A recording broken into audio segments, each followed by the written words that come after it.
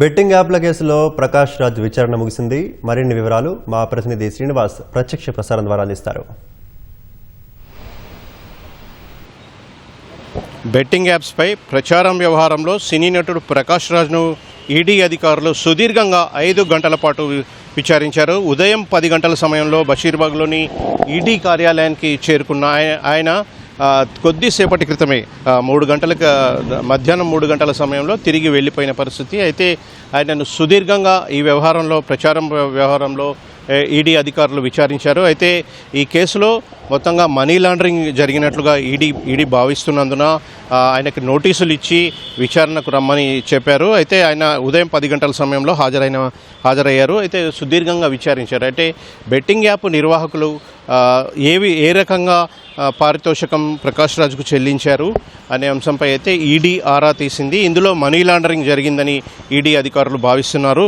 ప్రకాష్ రాజ్తో పాటుగా నటులు విజయ్ దేవరకొండ, మంచు లక్ష్మి, అదేవిధంగా రానాకు కూడా ఈడీ అధికారులు ఇప్పటికే నోటీసులు జారీ చేశారు. వారిని కూడా త్వరలో ప్రచారం విషయంలో విచారించనున్నారు. అయితే ప్రధానంగా ఈ కేసులో మనీ లాండరింగ్ జరిగినట్లుగా ఈడీ భావిస్తుంది.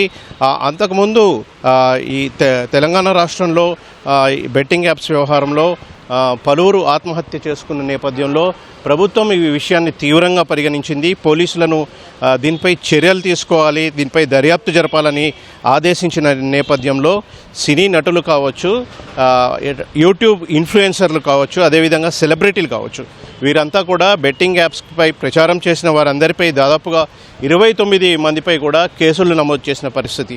అయితే ఇదే వ్యవహారంపై ఈడీ కూడా ఈసీఐఎన్ఆర్ నమోదు చేసి నోటీసులు జారీ చేసింది. సినీ నటులకు నోటీసులు జారీ చేసింది. ఇందులో మొదటి విడతగా ప్రకాష్ రాజ్ను విచారణకు పిలిచిన పరిస్థితి. ఈరోజు ఆయన విచారణకు హాజరయ్యారు. ఉదయం 10 గంటల సమయంలో ఆయన విచారణకు హాజరయ్యారు. విచారణకు హాజరైన తర్వాత కొద్దిసేపటి క్రితమే మధ్యాహ్నం 3 గంటలకు సుదీర్ఘంగా 5 గంటల పాటు ప్రకాష్ రాజ్ను ఈడీ అధికారులు విచారించారు.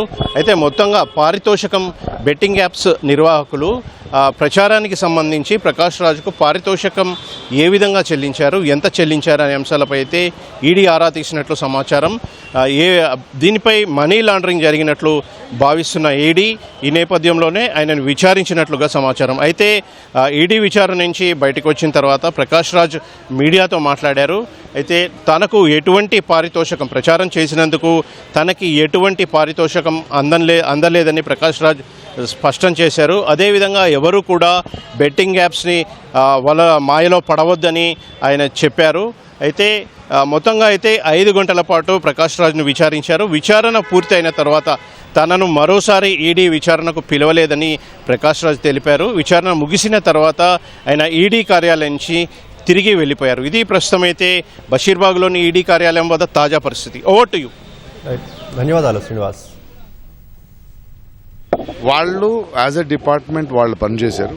ఒక పౌరుడిగా నా రెస్పాన్సిబిలిటీ నేను వచ్చి డీటెయిల్గా వాళ్ళకి ఎక్స్ప్లెయిన్ చేసి ఇలా అప్పుడు చేశాను, అది తప్పని తెలిసి ఆ తర్వాత నేను చేయలేదు, అండ్ నాకు ఇప్పుడు దాకా ఏ పేమెంట్ తీసుకోలేదు, ఎందుకంటే నా మనసాక్షి పరంగా నేను తీసుకోలేదంటే వాళ్ళ అకౌంట్స్ అన్ని చూసి సరేనండి మీరు చెప్పాల్సింది చెప్పండి అని డాక్యుమెంట్ చేసుకుని